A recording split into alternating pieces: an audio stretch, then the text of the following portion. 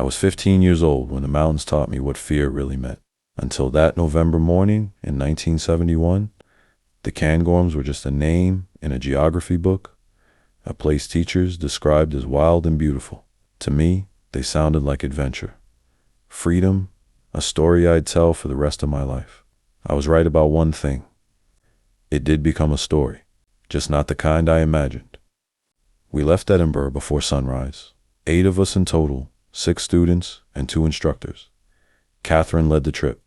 She was tall, composed, the kind of person who could silence a room with one look. Sheila, her assistant, was younger and gentler, always smiling like she wanted to keep everyone calm.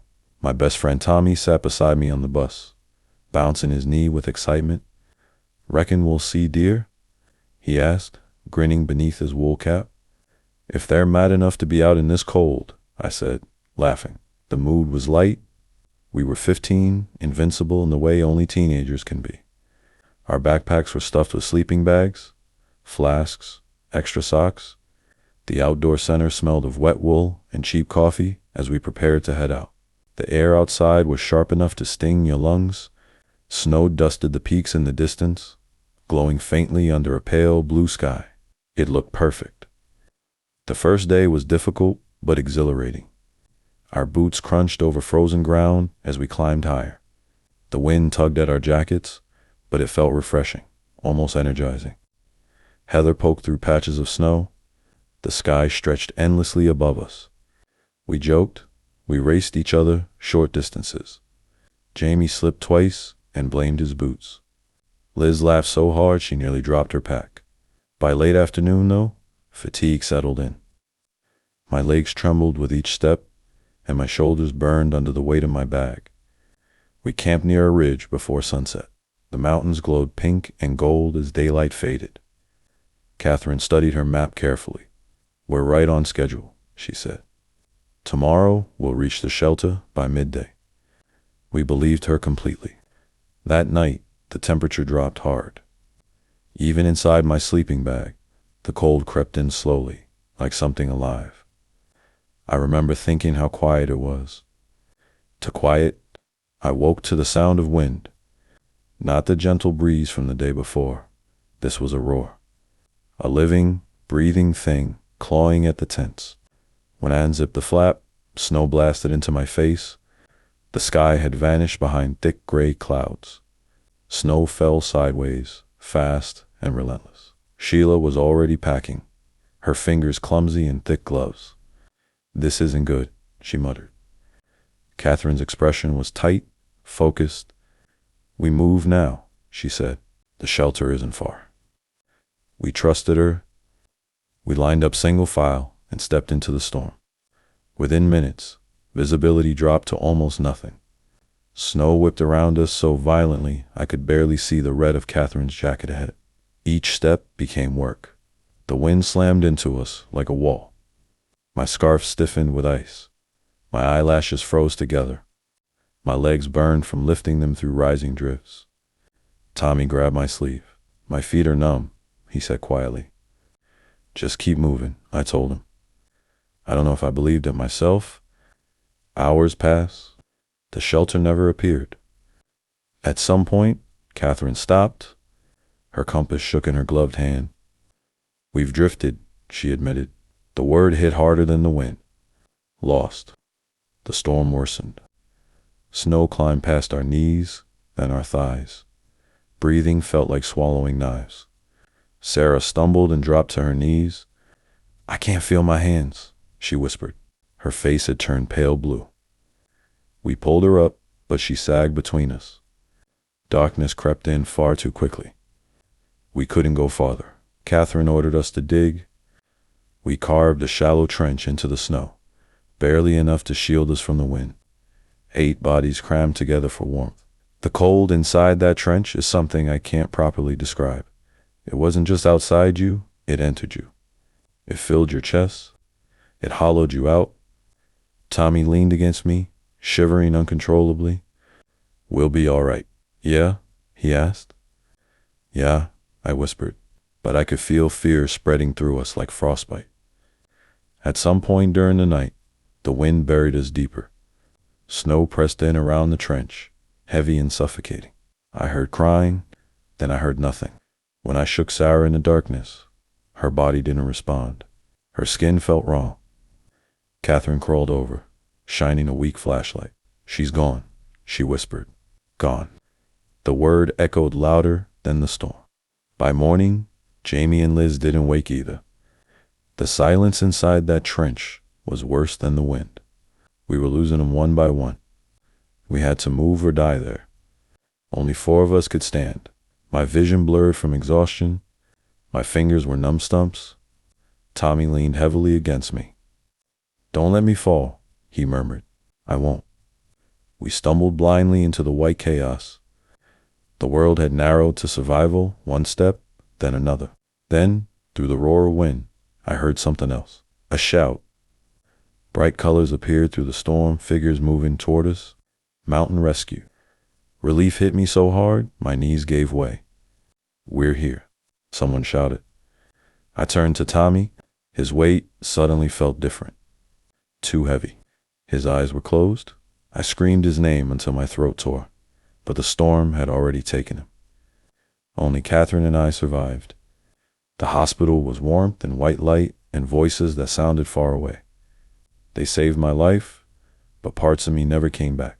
I later learned it was one of the worst blizzards in years. Sudden, violent, unpredictable. Rules changed after that.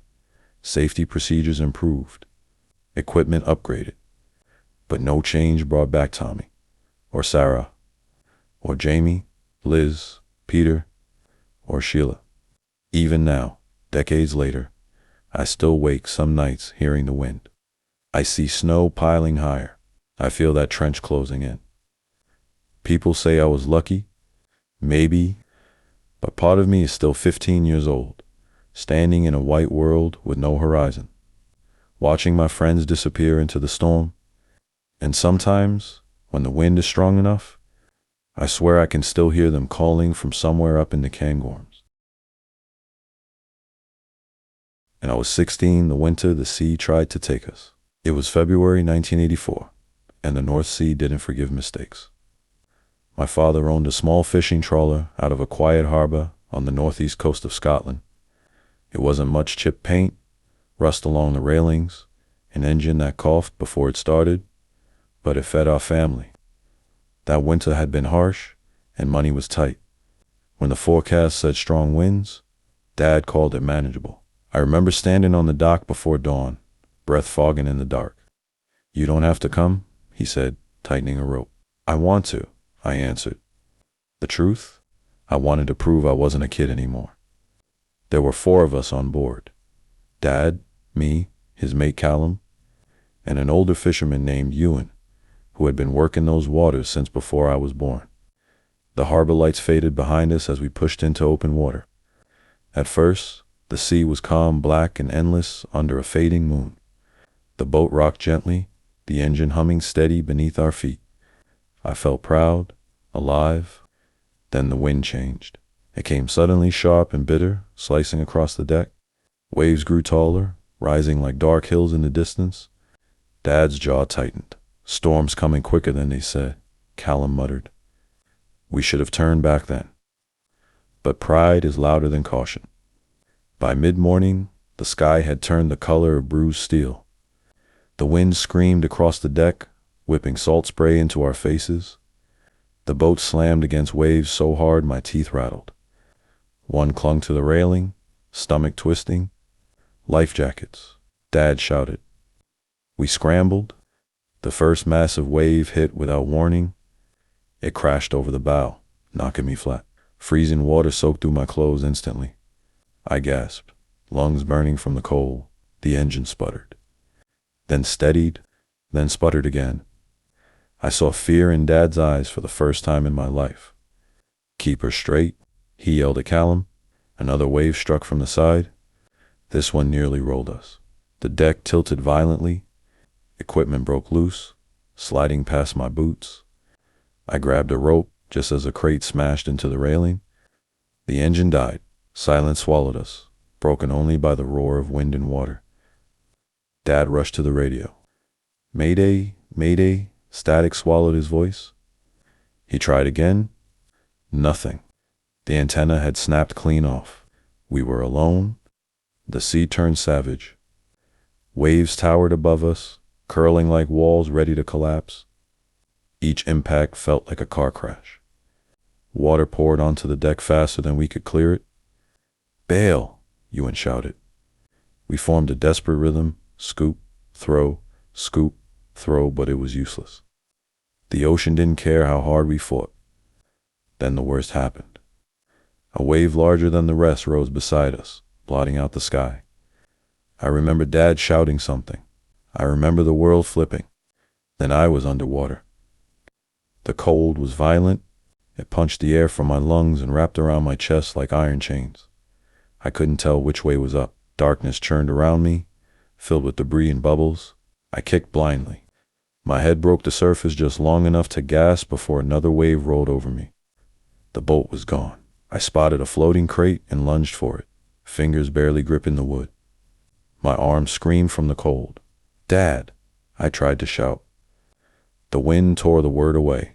I saw Callum struggling nearby, clinging to wreckage. Ewan was farther out. And Dad, I couldn't see him. The sea separated us like we were nothing. Minutes stretched into something endless. The cold became something deeper than pain. It numbed my fingers first, then my toes, then my thoughts. I knew about hypothermia. We all did. You get tired, you stop fighting, you slip away. I felt it happening. Callum's voice reached me once, faint and broken. "Stay awake." I tried. I thought about Mom waiting at home, about the harbor, about proving I wasn't a child. Another wave crashed over us. When I surfaced again, Callum was gone. So was Ewan. It was just me and the sea. I don't know how long I drifted. Time dissolved. At some point, I heard something that didn't belong to the storm. A distant thudding. A helicopter. I forced my arm to lift, barely waving. Darkness crept into my vision. The last thing I remember was a bright orange shape lowering toward me. I woke up in a hospital bed 2 days later. Warm. Alive. The rescue team had picked up a faint emergency signal from our boat's backup beacon before it sank. They found me by luck more than anything else. They never found the others. No bodies, no wreckage beyond splinters. The North Sea kept them. People called me a miracle. I didn't feel like one. I felt like someone the ocean had decided to spare for reasons I didn't understand. Even now, decades later, I can't stand the sound of strong wind. Sometimes, when I close my eyes, I'm back in that water, the cold wrapping around me, the sky spinning, my father's voice lost in the storm. The sea doesn't forgive. It doesn't hate you either. It just waits. And if you make one wrong decision, it takes everything.